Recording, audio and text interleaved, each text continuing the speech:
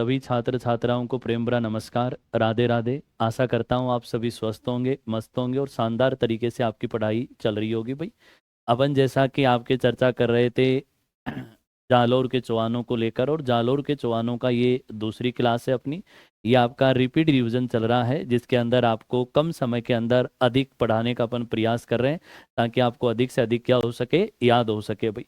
तो इसमें जालोर के चौहानों के अंदर अपन चर्चा करें तो वहाँ अपने चर्चा कर ली थी सामंत सिंह तक। आज अपन चर्चा करेंगे आपके कानड़ देव चौहान के बारे में भाई। कानड़ देव चौहान के बारे में यदि चर्चा करें जीवड़ो, तो कानड़ देव चौहान है ये आपके 1305 से लेकर 1311 ईस्वी तक जालोर के क्या रहे, शासक रहे भाई। कानड़ देव चौहान की चर्चा करें कि इनकी जानकारी के जो सोर्स हैं उनमें आपके पहला है कानड़ देव प्रबंध, दूसरा है आपका वीरमदेव सोनगरारी वात, और इनके लेखक हैं आपके कौन, पद्मनाभ। अगला है आपके जालोर प्रशस्ति और सुंदा माता अभिलेख है। कानड़ देव चौहान की रानी थी जिनका नाम जैतल दे था, पुत्र का नाम वीरमदेव सोनगरा था भाई। मुख्यमंत्री है वो आपके जैता देवड़ा, सेनापति था आपके बीका सेजवल विक्रम दहिया, या अपन शॉर्ट में कह सकते हैं इसको बीका दहिया। इनकी घरवाली थी आपके हीरा दे। इनके भाई थे आपके मालदेव सोनगरा, जिसको मूछाला मालदेव के नाम से भी जानते हैं, और इन मूछाला मालदेव का पुत्र था आपके बनवीर या जैसा भाई। यही बात करें तो आपके कानड़ देव के भतीजे हैं सातल देव या शीतल देव, और ये सातल देव या शीतल देव है ये आपके शासक या प्रशासक था कहाँ का, शिवाना का भाई। इसके बाद में चर्चा करें कि कानड़ देव के समकालीन दिल्ली का जो सुल्तान रहा है, वो दिल्ली का सुल्तान था आपके कौन, अलाउद्दीन खिलजी। अब कानड़ देव के शासक बनते ही अलाउद्दीन खिलजी और कानड़ देव के मध्य आपके गुजरात जाने के रास्ते को लेकर आपस में क्या हो गया, विवाद हो गया। तो अलाउद्दीन खिलजी है, उस अलाउद्दीन खिलजी ने कानड़ देव चौहान से क्या मांगा, रास्ता मांगा, और कानड़ देव चौहान ने उसको जालोर से रास्ता देने के लिए क्या कर दिया, मना कर दिया। जब मना कर दिया तो इस बात से आपके अलाउद्दीन खिलजी है वो क्या हो गया, नाराज हो गया। अलाउद्दीन खिलजी ने इस समय अपनी जो सेना थी उसे आपके मेवाड़ के रास्ते गुजरात भेजा, और उसकी सेना ने गुजरात पर आक्रमण किया, सोमनाथ मंदिर को लूटा। और जब ये पता आपके कानड़ देव चौहान को लगा कि उन्होंने सोमनाथ मंदिर को लूटा है, तो कानड़ देव चौहान ने अपने मंत्री या मुख्यमंत्री जैता देवड़ा को ऑर्डर दिए, आदेश दिए कि भाई अलाउद्दीन खिलजी की सेना कहीं से भी गुजरे, लेकिन उससे अपने को क्या करना है, सोमनाथ मंदिर से लूटा गया धन, मूर्तियां आदि वापस लेनी है। अलाउद्दीन खिलजी की सेना है वो आपके जल्दबाजी के चक्कर में उसने वही पुराना रास्ता पकड़ लिया, और वो आपके जालोर की तरफ बढ़े। जैता देवड़ा ने उन पर हमला किया और अलाउद्दीन खिलजी की सेना से गुजरात से लाया गया धन, मूर्तियां सब लूट ली गई, और उसके कई सैनिकों को मौत के घाट भी उतार दिया गया। उल्ग खां बाल बाल बचकर यहाँ से भागा, और उल्ग खां रोता धोता किसके पास पहुंच गया, अलाउद्दीन के पास पहुंचा। उसने जाकर अलाउद्दीन को पूरी जानकारी दी। इस बात से अलाउद्दीन खिलजी और अधिक नाराज हो गया, और अलाउद्दीन खिलजी ने आपके 1305 में किस पर आक्रमण किया, जालोर पर। तो अलाउद्दीन खिलजी ने 1305 में जालोर पर क्या किया, आक्रमण। ये अलाउद्दीन खिलजी का क्या था, प्रथम आक्रमण था भाई। यहां बात करें तो उसने सेनापति भेजा था जिसका नाम था ऐन उल मुल्क मुल्तानी। ऐन उल मुल्क मुल्तानी है, इसने कानड़ देव के साथ में क्या कर लिया, समझौता कर लिया। कानड़ देव के साथ में समझौता कर लिया, तो यहाँ फरिश्ता कहता है कि ये समझौता जब हो गया, इस समझौते के बाद में कानड़ देव चौहान अलाउद्दीन खिलजी के दरबार में चला जाता है। ये बात कहता है कौन, फरिश्ता। दूसरी यहाँ बात करें तो फरिश्ता वहां चला गया, तो आपके फरिश्ता कह रहा है कि कान्हड़ देव चला गया। एक दिन अलाउद्दीन खिलजी के दरबार में सब बैठे हुए थे, दरबार लगा हुआ था और हंसी मजाक का माहौल चल रहा था। तो वहां पर अलाउद्दीन खिलजी ने बातों ही बातों में कह दिया कि भारत में कोई ऐसा राजा नहीं है, भारत में कोई ऐसी शक्ति नहीं, ऐसा कोई शासक नहीं जो मुझे चुनौती दे सके, अर्थात मेरे से लड़ सके। ये बात अपने कानड़ देव चौहान को पसंद नहीं आई। कानड़ देव चौहान खड़े हुए और कानड़ देव चौहान ने अलाउद्दीन से कहा कि भाई साहब एक बार और बोलिए। तो अलाउद्दीन ने फिर से उस बात को दोहराया। कानड़ देव 2 कदम आगे बढ़ा, कानड़ देव ने कहा कि भाई साहब एक बार और बोलिए। अलाउद्दीन ने एक बार फिर से बोला, और बिल्कुल पास में जाकर कानड़ देव ने कहा कि भाई साहब एक बार और बोल दिए। अलाउद्दीन जैसे बोला तो कानड़ देव ने कटार निकाली और उनकी गर्दन पर तान दी। अल्लाह कानड़ देव ने कहा कि यदि मैं राजपूत ना होता, मैं चौहान ना होता, यदि मैं सनातनी ना होता, तो सुल्तान आपका सिर धड़ से अलग कर देता, और मैं आपको युद्ध लड़ने की क्या देता हूँ, चुनौती देता हूँ। अलाउद्दीन खिलजी को बड़े दरबार में चुनौती दे दी जाती है। अलाउद्दीन खिलजी को बड़े दरबार में चुनौती मिलने के कारण अलाउद्दीन को चुनौती स्वीकार करनी पड़ी, और इस प्रकार आपके अलाउद्दीन खिलजी को चुनौती देकर युद्ध की वापस आ जाता है और कानड़ देव युद्ध की तैयारियों में लग जाता है। ये बात कह रहा है कौन, फरिश्ता। तो ये ध्यान रखना, पहली बार आक्रमण किया था कब, 1305 के अंदर भाई। इसके बाद में अपन अगले पॉइंट पर चर्चा करें तो आती है आपके मोहनोत नैणसी के अनुसार। मोहनोत नैणसी कहता है कि जब आपके समझौता हो गया था, तो उस समझौते के बाद कानड़ देव चौहान का पुत्र था कौन, वीरम देव सोनगरा। और वीरम देव सोनगरा गया था किसके दरबार में, अलाउद्दीन खिलजी के दरबार में। अलाउद्दीन खिलजी की पुत्री थी जिसका नाम था फिरोजा, और फिरोजा की दाहिमा थी कौन, गुलबेहिस्त। अब आपके वीरम देव वहां पर काम करता था, वीरम देव उधर मस्त रहता था, आराम से आनंद करता था। वीरम देव बड़ा ही प्रतापी योद्धा, यशस्वी और कीर्तिमान था ये आपके। तो ये बड़ा ताकतवर एक शक्तिशाली राजकुमार था, और बड़ा ही आपके कद कट्ठी के अंदर लंबा चौड़ा था भाई। तो वीरम देव है, इस वीरम देव अति सुंदर था। तो वीरम देव एक दिन आपके सुबह सुबह रेस करता हुआ ये आ रहा था। वीरम देव मॉर्निंग वॉक करके आ रहा था। वीरम देव उधर आपके झरोके में खड़ी होकर, अपने महलों के झरोके में बाल सुखा रही थी कौन, फिरोजा भाई। अब फिरोजा की नजर पड़ती है किस पर, वीरम देव पर। और वीरम देव की सुंदरता को देखते ही फिरोजा वीरम देव से मोहित हो जाती है, और वीरम देव से फिरोजा को क्या हो गया, प्रेम हो गया, यानी वन साइड लव हो गया। किसको, फिरोजा को।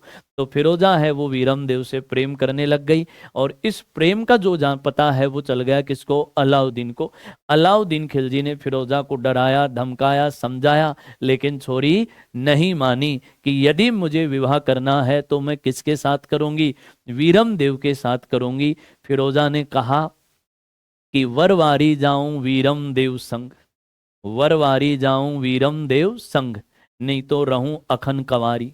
वरवारी जाऊं वीरम देव संग, नहीं तो रहूं अखन कवारी। कि यदि मैं विवाह करूंगी, यदि मैं किसी की दुल्हन बनूंगी, यदि मेरी कोई दूल्हा बनेगा, यदि मैं किसी से विवाह करूंगी तो केवल वीरम देव से करूंगी। वीरम देव से यदि विवाह नहीं हुआ तो मैं आजीवन क्या रहूंगी, कंवारी रहूंगी, अर्थात मैं विवाह नहीं करूंगी। अलाउद्दीन खिलजी ने फिरोजा से कहा, तो आपके फिरोजा ने जब अलाउद्दीन को चला तो अलाउद्दीन ने वीरम देव को विवाह के लिए क्या किया रे, बाध्य किया। जबरदस्ती आपके विवाह करने के लिए बाध्य किया गया, और वीरम देव ने मना करते हुए कहा कि मामा लाजे भाटिया कुल लाजे चौहान, मामा लाजे भाटिया कुल लाजे चौहान, जय मुंह परणु तुर्कणी तो पश्चिम उगे बहान। अर्थात यदि मैंने इस तुर्क कन्या से विवाह किया तो मेरे मामाओं का वंश भाटी लज्जित होगा, और मेरे स्वयं का कुल, मेरे स्वयं का वंश चौहान भी लज्जित होगा। सूर्य कभी भी आपके पश्चिम से उदित नहीं हो सकता, तो उसी प्रकार अर्थात मैं भी कभी फिरोजा से विवाह नहीं कर सकता, ये संभव नहीं है। और जैसे वीरम देव को अवसर मिलता है तो वीरम देव जालोर से कहाँ जाता है, दिल्ली आ जाता है। तो अलाउद्दीन की बात वीरम देव ने नहीं मानी, इस कारण वीरम अलाउद्दीन का अपमान हुआ, और इस अपमान का बदला लेने के लिए और वीरम देव को बंदी बनाकर उसका विवाह फिरोजा से करवाने के लिए आपके अलाउद्दीन खिलजी ने दूसरी बार जालोर पर क्या किया, आक्रमण किया भाई। यहाँ बात करें तो आपके अलाउद्दीन खिलजी है, उसने जालोर पर आक्रमण करने के लिए सर्वप्रथम फिरोजा की दाहिमा गुलबेहिस्त को भेजा था, लेकिन गुलबेहिस्त है वो जालोर से पराजित होकर वापस आ गई। इसके बाद अलाउद्दीन खिलजी है, उस अलाउद्दीन खिलजी ने जालोर पर आक्रमण करने के लिए अपने सेनापति आपके मलिक कमालुद्दीन गुर्ग को भेजा। किसको भेजा, मलिक कमालुद्दीन गुर्ग को भेजा। और मलिक कमालुद्दीन गुर्ग के नेतृत्व वाली सेना है, उसने जालोर दुर्ग की कुंजी सिवाना पर क्या किया भाई, आक्रमण किया। क्या किया जीवड़ो, आक्रमण किया। यहीं पर अपन बात करें तो आपके अगला आ गया कि अलाउद्दीन खिलजी का कौन सा सिवाना आक्रमण। अलाउद्दीन खिलजी का सिवाना आक्रमण 1308 या 1310 है। फरिश्ता 1310 मानता है, बाकी सभी 1308 मानते हैं। इस समय सिवाना का शासक था जिनका नाम था सातल देव या शीतल देव, रानी का नाम था मैणा दे, भाई का नाम था सोमदेव या सोमबई, और सेनापति है उसका नाम था आपके बावला पंवार। यहाँ पर आपके सिवाना दुर्ग के अंदर जलकुंड था जिसका नाम था मामा देव या भांडेलाव जलकुंड था। और यहाँ अलाउद्दीन खिलजी है, जब ये अलाउद्दीन युद्ध के माध्यम से सिवाना को नहीं जीत पाया तो अलाउद्दीन खिलजी है, उस अलाउद्दीन खिलजी ने कूटनीति का या चालाकी का प्रयोग किया, और उसने कूटनीति या चालाकी का प्रयोग करते हुए सातल देव के सेनापति बावला को लालच देकर अपने पक्ष में कर लिया। और जो आपके बावला है इसने सातल देव के साथ विश्वासघात करते हुए मामा देव या भांडेलाव जलकुंड में गोमांस यानी गाय का कटा हुआ सिर ढाल दिया, और जिससे पानी अपवित्र हो गया, और पानी की कमी होने के कारण आपके दुर्ग का दरवाजा खोलना पड़ा। सातल देव अपने साथियों के साथ लड़ता हुआ अलाउद्दीन खिलजी के विरुद्ध वीर गति को प्राप्त हुआ।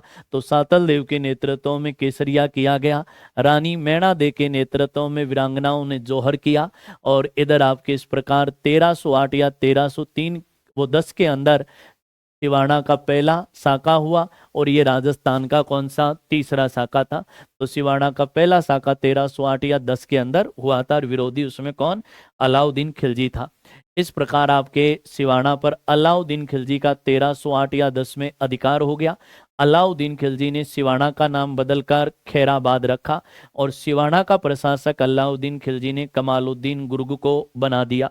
और इस आक्रमण के समय सेनापति नाहर खां और भोज भी मारे गए थे। कौन से, सिवाना आक्रमण के समय।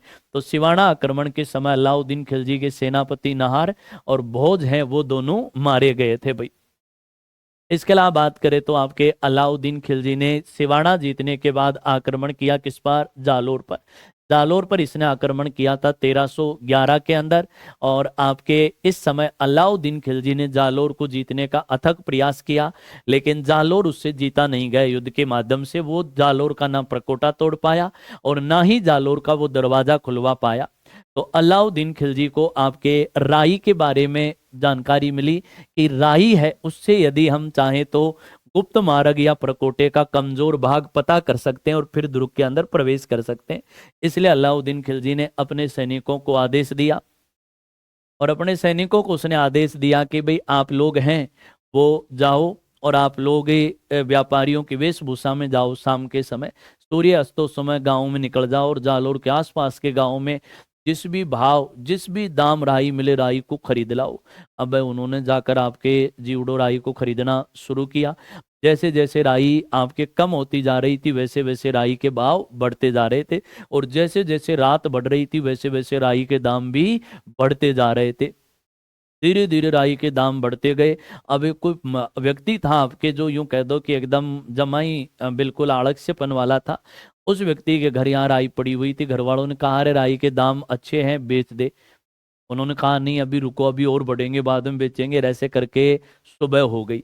अब अलाउद्दीन खिलजी की सेना को सूर्य उदय से पहले वापस पहुंचना था, इसलिए उन्होंने रात रात में राई खरीदी, और सूर्य उदय होने से पहले वो गांव से राई को लेकर अपने डेरों की ओर निकल गए। सूर्य उदय होने से पहले तो वो अपने डेरों में पहुंच गए। सुबह वो व्यक्ति उठा, घर वालों ने उठाया, रखे राई के बेच दे, राई के दाम पहुंच गया। सुबह वो बाजार में जाता है, और बाजार में जाकर उसने दुकानदार से कहा कि राईरो भाव काई है, राईरो भाव काई है।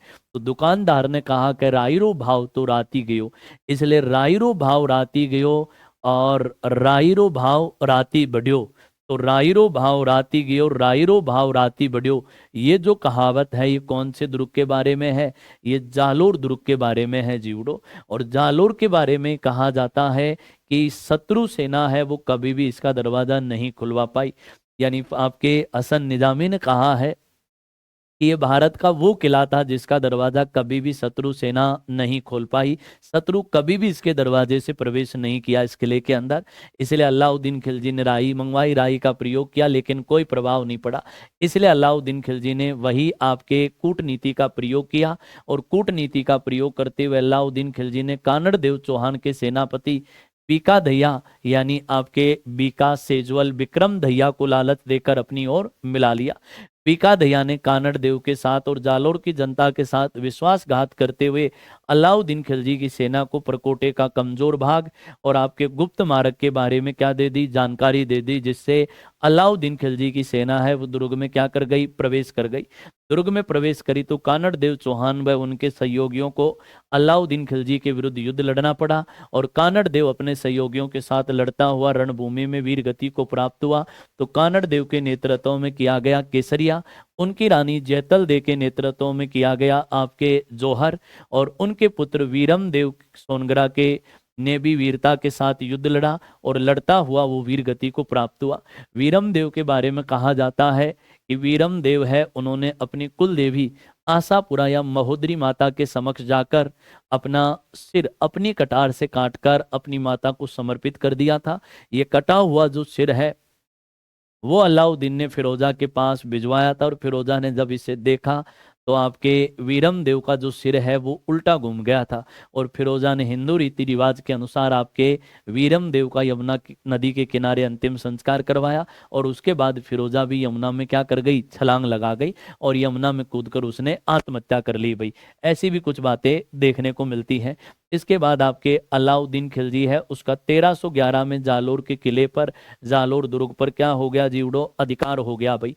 तो आपके अलाउद्दीन खिलजी है उसने जालोर का जो नाम है वो बदलकर जलालाबाद रख दिया और जालोर दुर्ग में उसने फिरोजा का मकबरा बनवाया। यहाँ परमार शासकों द्वारा निर्मित संस्कृत पाठशाला को तुड़वाकर उसने अलाई या तोप मस्जिद का भी क्या करवाया, निर्माण करवाया। और कालांतर में उन्होंने जालोर का किला कानड़ देव के भाई मालदेव सोनगरा को क्या कर दिया, सौंप दिया भाई। यहाँ बात करें तो आपके 1311 के अंदर आपके साका हुआ कहाँ का, जालोर का भाई। तो ये था जीवड़ो आपके जालोर का इतिहास। इसी प्रकार के वीडियो यदि आपको देखने हैं तो आप हमारे YouTube चैनल को सब्सक्राइब करें, वीडियो को लाइक करें और यदि दोस्तों वीडियो अच्छा लगा हो मेरे जीवड़ो लाडलो तो वीडियो को अधिक से अधिक क्या करें, शेयर करें और अपना समर्थन दे। आपका समर्थन ही हमारी ऊर्जा है।